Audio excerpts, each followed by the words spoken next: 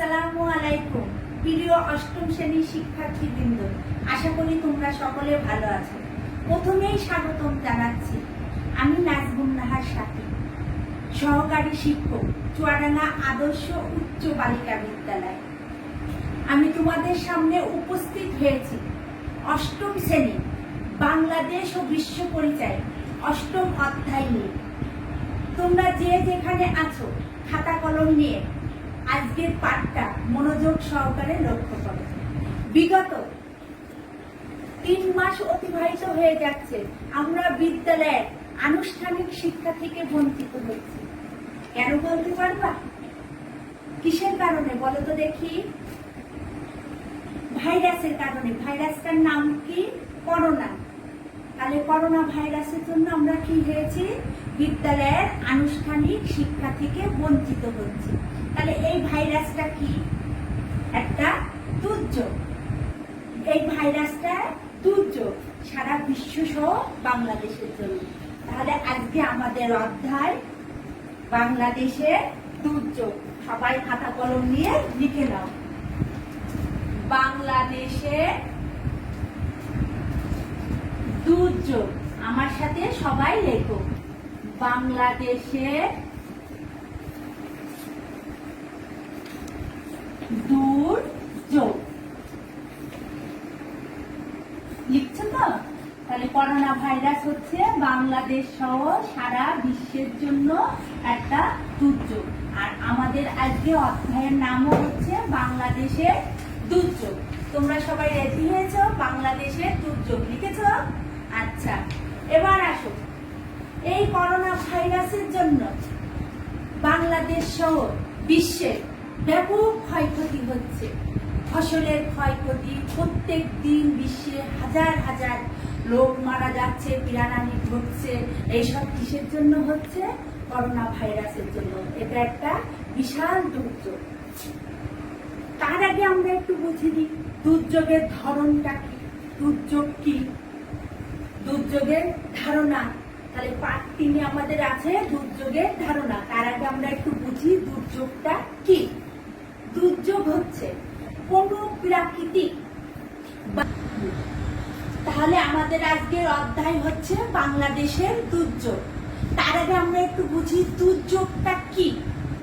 দুর্যোগের ধারণা একটু বুঝি। কোন প্রাকৃতিক বা মানব সৃষ্ট অবস্থা যখন অস্বাভাবিক ও অসহনীয় পরিবেশের সৃষ্টি করে। তাহলে কি? কোনো প্রাকৃতিক বা মানব সৃষ্ট অবস্থা যখন অস্বাভাবিক ও অসহনীয় পরিবেশের সৃষ্টি করে এবং এর ফলে শস্য ও সম্পদের অনেক ক্ষয়ক্ষতি ও ব্যাপক প্রাণহানি ঘটে। ব্যাপক প্রাণহানি ঘটে, পরিবেশ ক্ষতিগ্রস্ত হয়, তখন তাকে আমরা দুর্যোগ হিসাবে বিবেচনা করতে পারি বা বিবেচনা করা যায়। আবার একটু বলি, তোমরা আরেকটু বুঝো।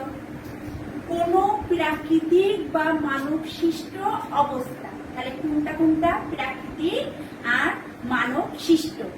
যখন অস্বাভাবিক, স্বাভাবিকতা হারায় এবং অসহনীয় পরিবেশের সৃষ্টি করে, আর এর ফলে কি হয়? শস্য ও সম্পদের ব্যাপক ক্ষয়ক্ষতি হয়, ব্যাপক প্রাণহানি ঘটে, পরিবেশ ক্ষতিগ্রস্ত হয়, যোগাযোগ বিচ্ছিন্ন হয়, তখন তাকে আমরা দুর্যোগ হিসাবে বিবেচনা করতে পারি বা বিবেচনা করা যায়। দুর্যোগটা সম্পর্কে তোমরা কি একটু বুঝেছো? এবার আসো, এই দুর্যোগ কিন্তু আবার 2 প্রকারের।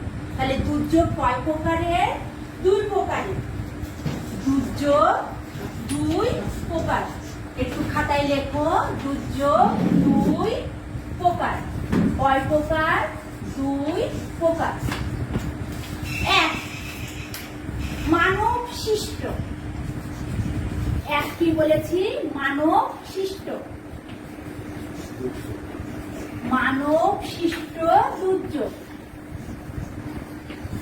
1 হচ্ছে মানব সৃষ্ট দুর্যোগ।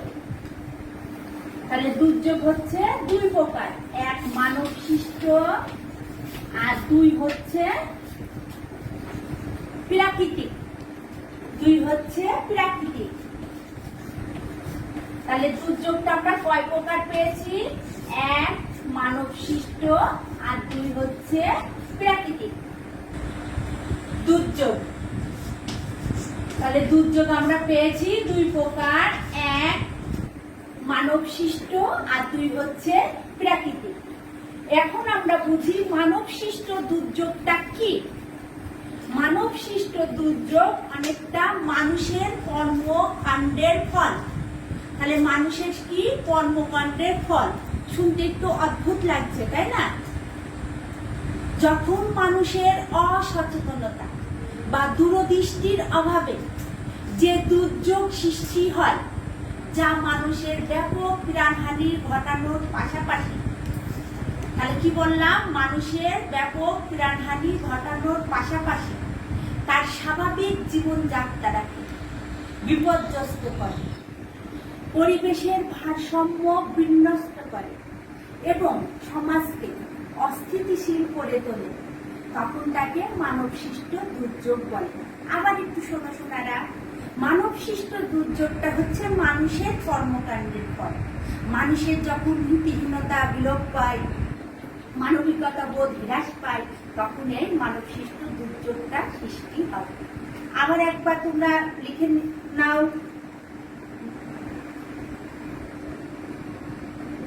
তাহলে তোমরা একটু খাতা কলমে সুন্দর করে লিখে নাও মানব সৃষ্ট দুর্যোগটা কি। মানব সৃষ্ট দুর্যোগ অনেকটা মানুষের কর্মকাণ্ডের ফল।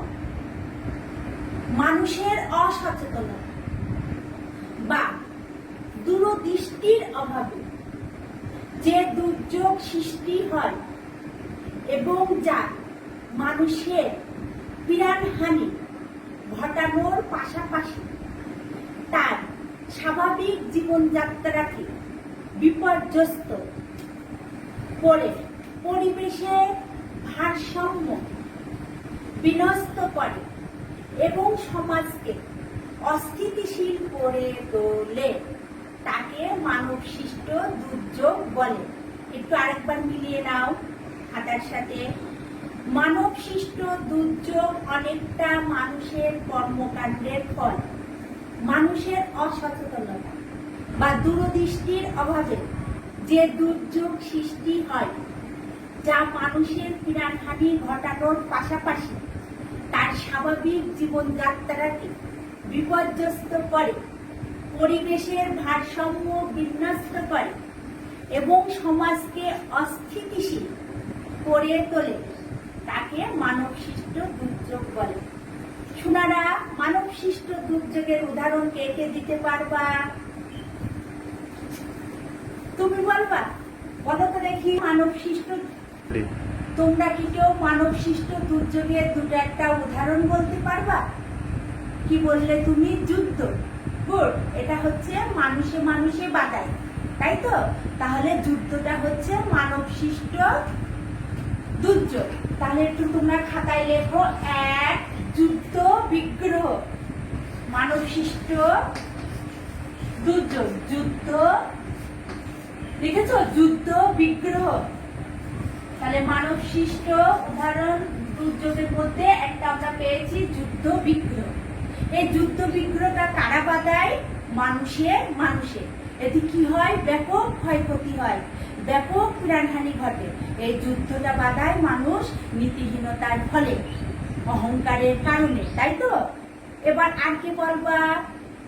গাছ কাটা। গুড, এই গাছ কাটাকে আমরা কি বলতে পারি?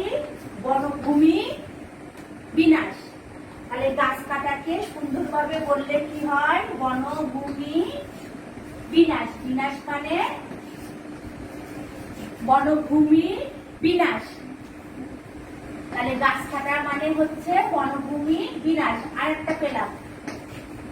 এখন আমরা কি করব? যদি প্রয়োজনে আমরা গাছ কাটি, তাহলে অবশ্যই সেই জায়গায় আমরা আবার গাছ লাগাবো, মনে থাকবে? তাহলে বনভূমি বিনাশটাও হচ্ছে একটা মানব সৃষ্ট দুর্যোগ। তাহলে দুইটা পেয়েছি। আর কি আছে? মারামারি, সাম্প্রদায়িক দাঙ্গা। তাহলে তোমরা এবার খাতায় লিখে নাও সাম্প্রদায়িক দাঙ্গা। আমার সাথে লেখো সাম্প্রদায়িক সাম্প্রদায়িক দাঙ্গা। আরেকটা কি? অগ্নিকাণ্ড। অগ্নিকাণ্ড এটা মানুষের অনেক সময় শত্রুতার বশে অগ্নিকাণ্ড ঘটিয়ে থাকে। তাহলে আমরা পেয়েছি কি কি? যুদ্ধ বিগ্রহ, বনভূমি বিনাশ, সাম্প্রদায়িক দাঙ্গা, অগ্নিকাণ্ড। এবার আসো তোমরা, আরেকটা দুর্যোগ কি বলেছি? প্রাকৃতিক দুর্যোগ। প্রাকৃতিক দুর্যোগটা কি এটা একটু আমরা জেনে নিই। প্রাকৃতিক কোন দুর্ঘটনা, সোনামণিরা তোমাদের লেখা হয়েছে এছাড়াও মানব সৃষ্ট দুর্যোগ অনেক আছে, তাই তো? আমরা আরেকটা কি পেয়েছি? 2 নম্বরে প্রাকৃতিক দুর্যোগ, যেটা আমরা ক্লাসের শুরুতে প্রথমে তোমরা বলেছো প্রাকৃতিক দুর্যোগের একটি নাম। তাহলে আর দ্বিতীয়টা কি ছিল? প্রাকৃতিক দুর্যোগ। আমার সাথে লিখে নাও, প্রাকৃতিক দুর্যোগ।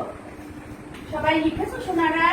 প্রাকৃতিক দুর্যোগটা কি একটু আমরা বুঝি। দুর্যোগ, এই প্রাকৃতিক দুর্যোগটা কি মানুষের কোনো হাত আছে? না। তাহলে প্রাকৃতিক দুর্যোগটা কি একটু বুঝি। প্রাকৃতিক কোনো দুর্ঘটনা বা বিপর্যয় যখন কোনো জনপদের স্বাভাবিক জীবনযাত্রাকে বিপর্যস্ত করে তোলে, তখন আমরা তাকে কি বলতে পারি? প্রাকৃতিক দুর্যোগ।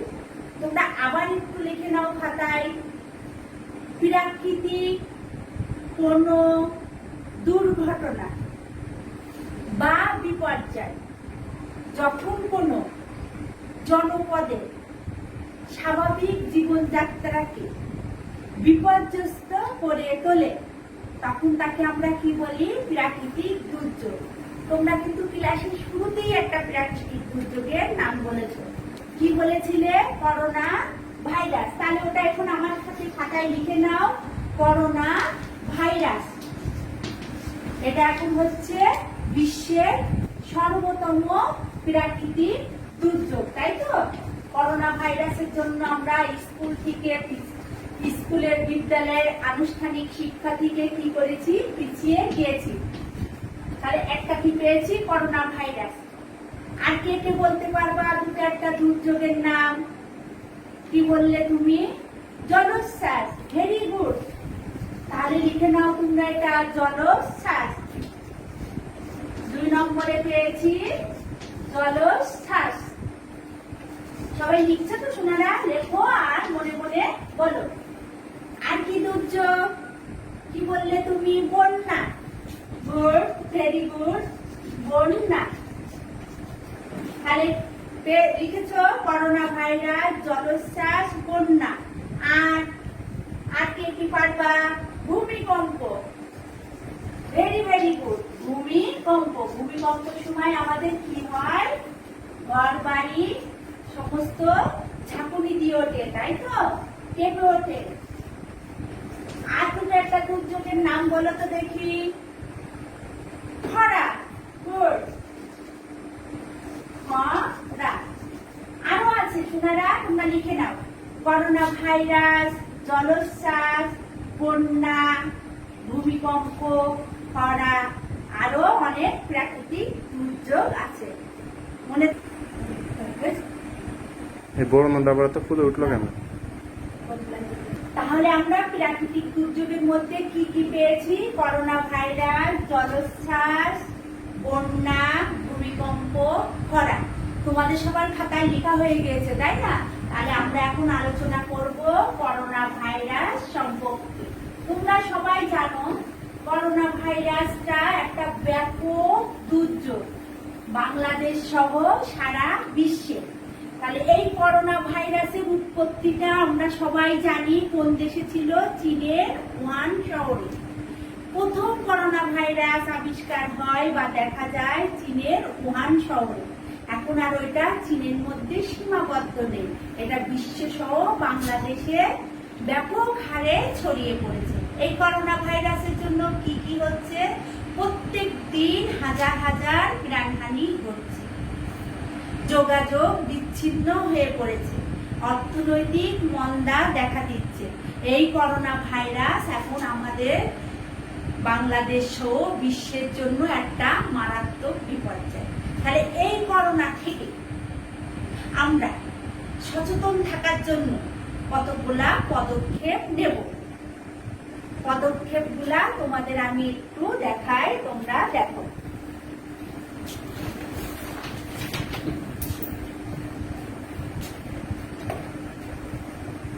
আমি একটু পড়ি, তোমরা একটু আস্তে আস্তে খাতায় লিখে নাও। এই করোনা ভাইরাস থেকে আমরা সচেতন থাকার জন্য কি কি পদক্ষেপ নেব একটু দেখো। 1. বিনা প্রয়োজনে ঘরের বাইরে যাব না। বিনা প্রয়োজনে আমরা কি করব? ঘরের বাইরে যাব না যখন তখন। তারপরেও যদি প্রয়োজনে বাইরে বেরোতে হয় তাহলে আমরা কি করব? অবশ্যই মাস্ক পরিধান করব। এই মাস্কটা যাদের নেই তারা বাড়িতে সুতির গেঞ্জি দিয়েও তৈরি করে নিতে পারো। তারপরে কি করব? যদি বাইরে যেতেই হয় তাহলে সামাজিক দূরত্ব বজায় রেখে চলবো। কমপক্ষে 3 ফুট হাত ধরে বা গা ঘাসাঘাসি করে আমরা চলবো না। তারপরে কি? স্বাস্থ্য অধিদপ্তর কর্তৃক স্বাস্থ্যবিধি অবশ্যই মেনে চলবো, মনে থাকবে। তারপরে কি করব? বারবার সাবান দিয়ে কমপক্ষে 20 সেকেন্ড ধরে হাত ধরবো। কয় সেকেন্ড ধরে? 20 সেকেন্ড ধরে হাত। নিয়মিত কুসুম গরম পানি, আদা চা পান করব। তাহলে নিয়মিত কি করব? কুসুম গরম পানি খাবো, আদা চা পান করব। জ্বর, সর্দি, কাশি কিংবা গলা ব্যথা হলে বাড়িতে আমরা একটু আলাদা থেকে চিকিৎসা নেব। তাহলে জ্বর, সর্দি, কাশি হলে আমরা কি একজনা আরেকজনের থেকে একটু দূরত্ব বজায় রাখবো, আলাদা থাকবো। জ্বর কমানোর জন্য প্যারাসিটামল ও সর্দি কাশির জন্য অ্যান্টিহিস্টামিন সেবন করব। শোনারা, তাহলে হচ্ছে বুঝেছ? বিনা প্রয়োজনে আমরা ঘরের বাইরে যাব না। গেলে কি করব? মাস্ক পরিধান করব। অবশ্যই সামাজিক দূরত্ব বজায় রেখে চলব, স্বাস্থ্যবিধি মেনে চলব। কমপক্ষে 20 সেকেন্ড ধরে হাত ধোবো সাবান পানি দিয়ে। নিয়মিত কুসুম গরম পানি, আদা চা পান করব। জ্বর, কাশি, সর্দি, গলা ব্যথা হলে আমরা আলাদা থেকে চিকিৎসা নেব।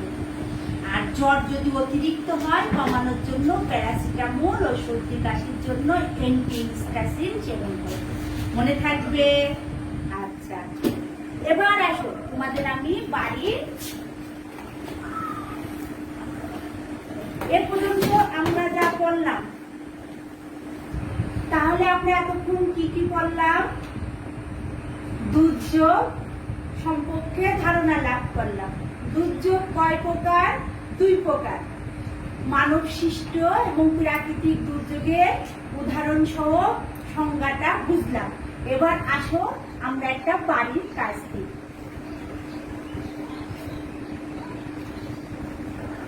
বাড়ির কাজটা তোমরা খাতায় লিখে নাও। প্রাকৃতিক ও মানব সৃষ্ট দুর্যোগের 5টি করে উদাহরণ দাও। তাহলে বাড়ির কাজ কি? প্রাকৃতিক ও মানব সৃষ্ট দুর্যোগের 5টি করে উদাহরণ দাও। লিখেছো সবাই? আরেকটা লেখো। তোমার পরিবারের একজন